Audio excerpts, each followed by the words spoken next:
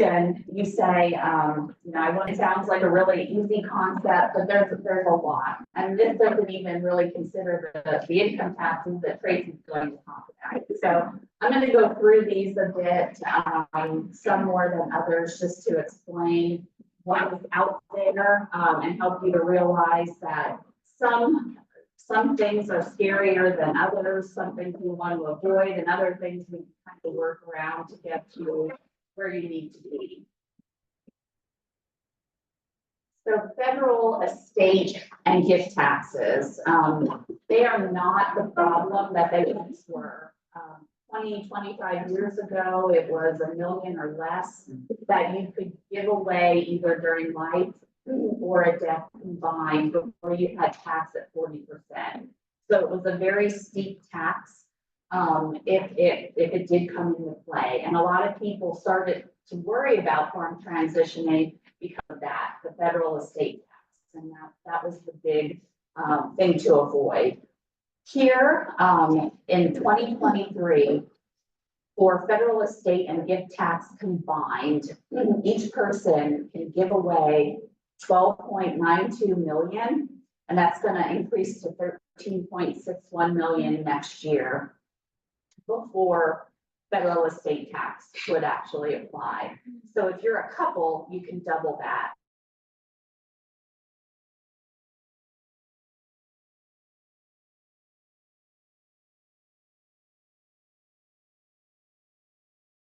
If there is a very large farm operation and there is a surviving spouse and the other spouse hadn't elected portability, which is preserving the amount for the other spouse, now it may be a concern.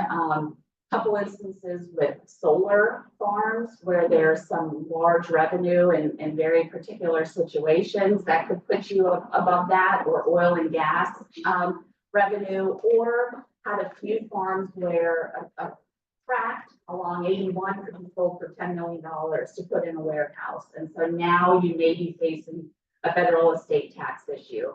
Otherwise, it's not usually the biggest concern. The only thing I would caution is that the current legislation is set to expire or sunset on January 1, 2026. I assume something will happen in the interim, but they always like to keep us guessing.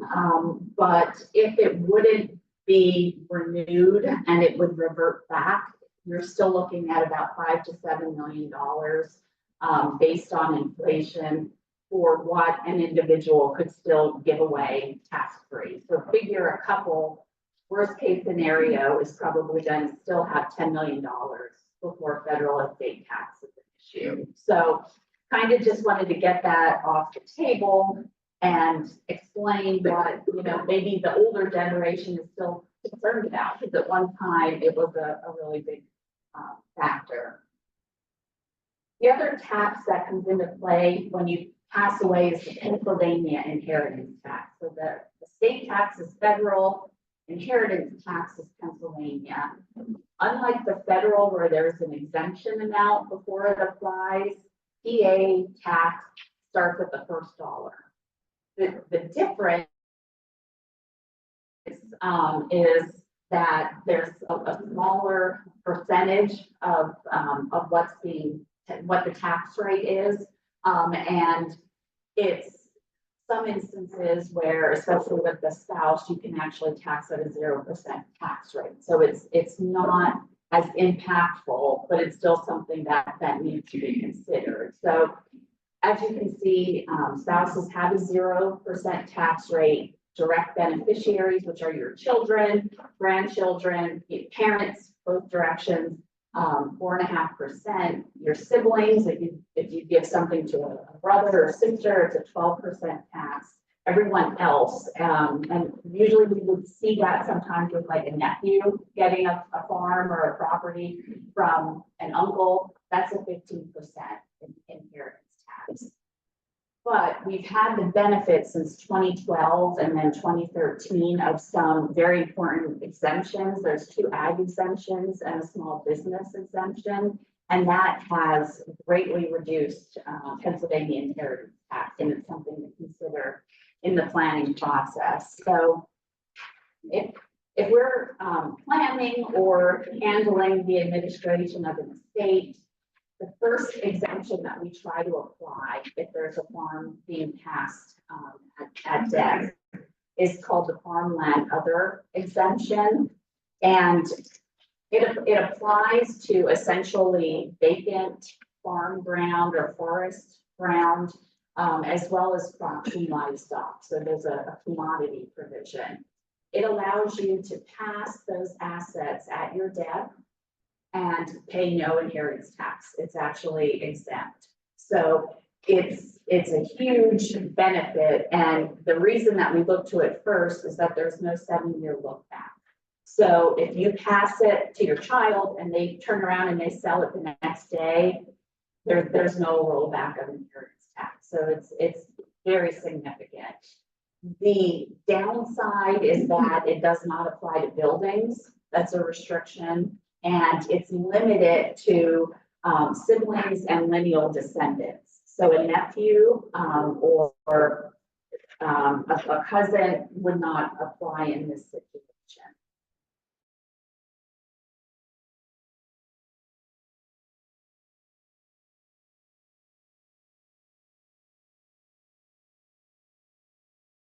Business of ag exemption, and that will also allow you to pass the property tax-free, but it does come with some caveats. So for the next 7 years, you've got to keep the property in ag production, or you risk it being rolled back and paying interest and the tax if you don't stay within that restriction. A lot of people may get a property and say, well, can I then just lease it to an unrelated farmer? That does not qualify. So in order for you to qualify under this family farm agriculture exemption, it's got to remain in ag production. One thing we've been able to do with properties is actually split them. So if you have a property that has an improvement on it, we can put the improvements under this exemption and the land under the more favorable exemption, so that if you would ever subdivide for any particular reason, you don't risk that rollback. So there's a lot of different strategies that we can use. The other thing that has come in handy too is we had a particular situation where we had parents and their daughter and son-in-law had worked the farm. Daughter and son-in-law got divorced, so we weren't able to take the very first exemption because the son-in-law, even though they wanted him to have the property, he wasn't going to be considered part of the family anymore. But he was actually a second cousin, so we were able to get it under there was a 7-year look back, but we still could take advantage of the larger definition of family. So gotta just make sure you look at all the different possibilities here. The other exemption that we typically will look at is the small business exemption. And so for transition planning, a lot of times you want to put your property into an LLC, maybe a partnership. And sometimes you may have businesses that aren't quite the typical ag. Maybe you have a hauling or an excavating or something else that's not square within the ag exemption. You can take advantage of the family business exemption. It's still a 7-year look back, but if you continue to operate the business for 7 years, you're able, there's a number of restrictions, but typically if it's a small family business, it's operated by the family, the book value is $5 million or less, you're able to qualify under this exemption if you pass it to qualified heirs.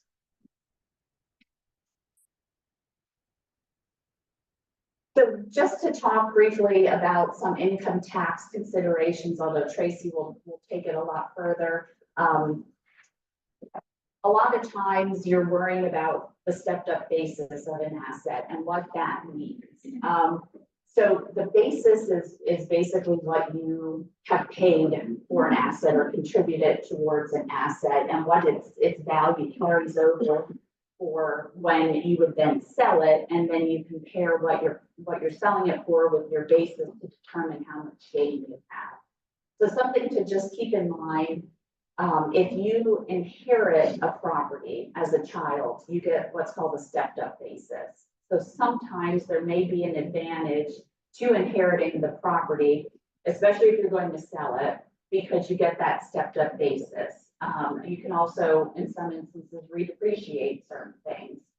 So that benefit can sometimes, be important given the circumstances. If you gift an asset, you get what's called a carryover basis. So if mom and dad purchased the property for $50,000 50 years ago, and they gift it to you, that's now your basis. And so if you do sell it, you're going to have more tax consequences. So we always have to kind of keep that in mind in the equation as well.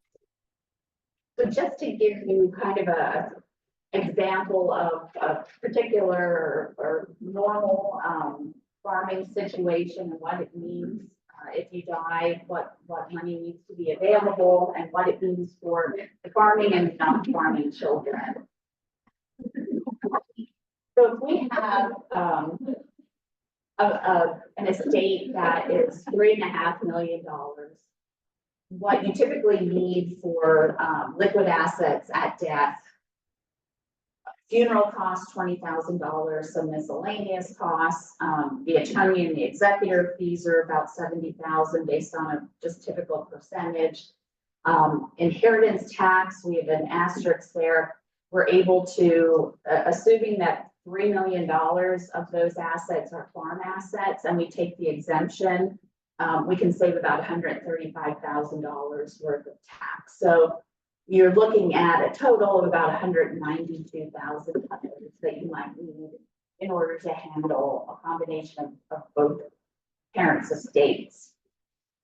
So again, if 3 million are business and farm assets and 500,000 are just liquid assets, and you've got 3 children, only one of whom is a farming child, if you just equally divide the estate,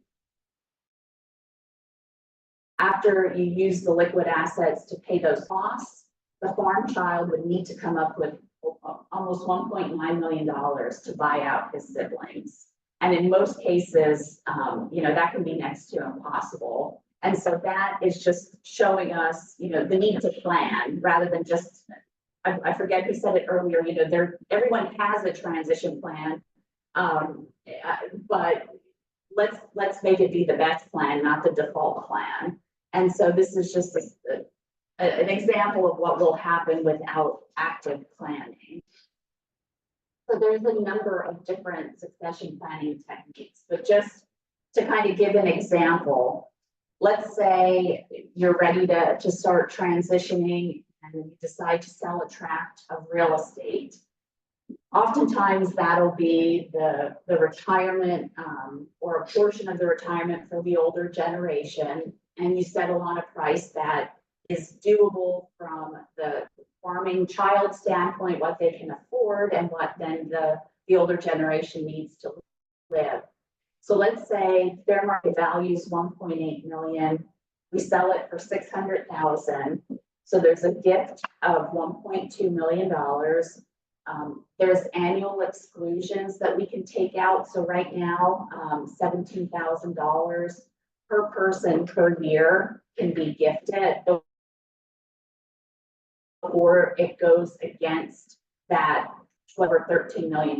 So there's that on top of it. So if we take that out, we use 1.132 million of gift credits, and basically at the very end, you still can give $24 million away. So from a federal estate and gift tax planning perspective, selling that farm has made very little impact and is very doable. The downside is the basis is going to be what you pay for it. So you're not inheriting it, but you're guaranteeing the continuation of the farm. And so that may be the bigger consideration at this point. So if we decide to engage in a lifetime transfer rather than an at-death transfer of the farm, there's a number of legal options, legal tools that we have available depending on the circumstances. And so, and it can depend on the asset. So you can do any combination. You don't have to gift everything or sell everything. Oftentimes you'll sell a tract or two of real estate, but maybe you'll gift the non-real estate farm assets. And so we can do any combination and over a period of time or in phases in order to make it work. So deed of gift is an option. You can lease up until the point where you're ready to purchase it. You can do a sale with a lump sum or installment arrangement. And we were in our breakout session talking about that. You don't need to get everything up front if you want to have that continued income stream and at a more affordable rate, maybe for the child. You can set up an installment arrangement, and we can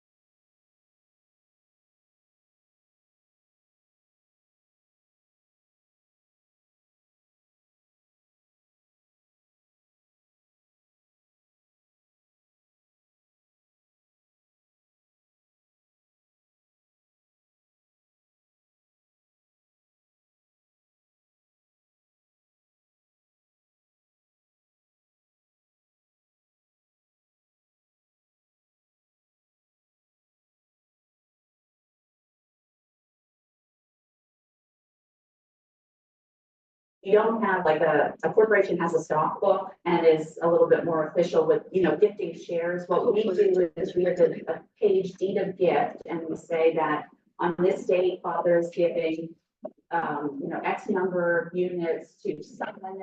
And at this point now, this is the ownership in the company and have everybody sign off and use that as the documentation. Second question I have on LLC is, which state of Pennsylvania, 100% endorsed that LLC is and the protections it's supposed to support for you.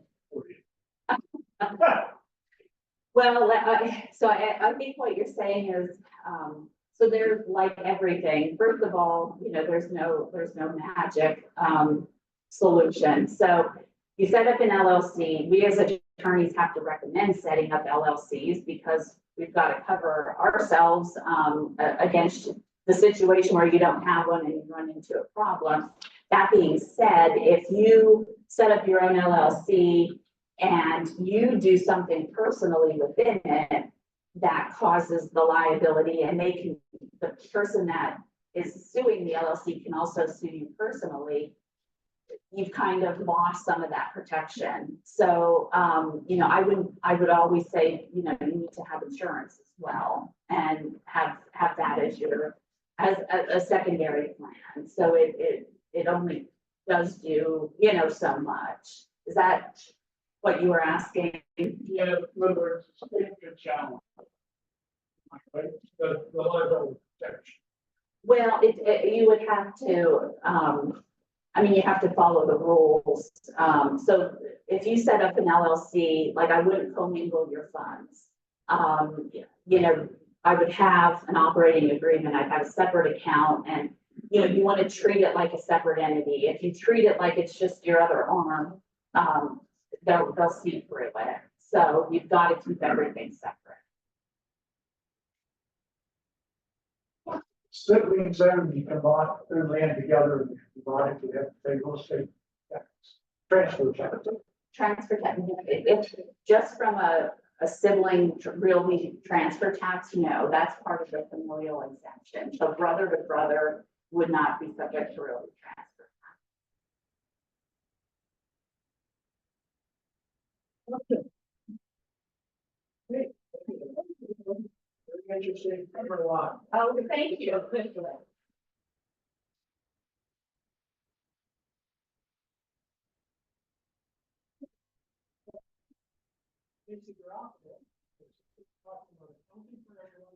a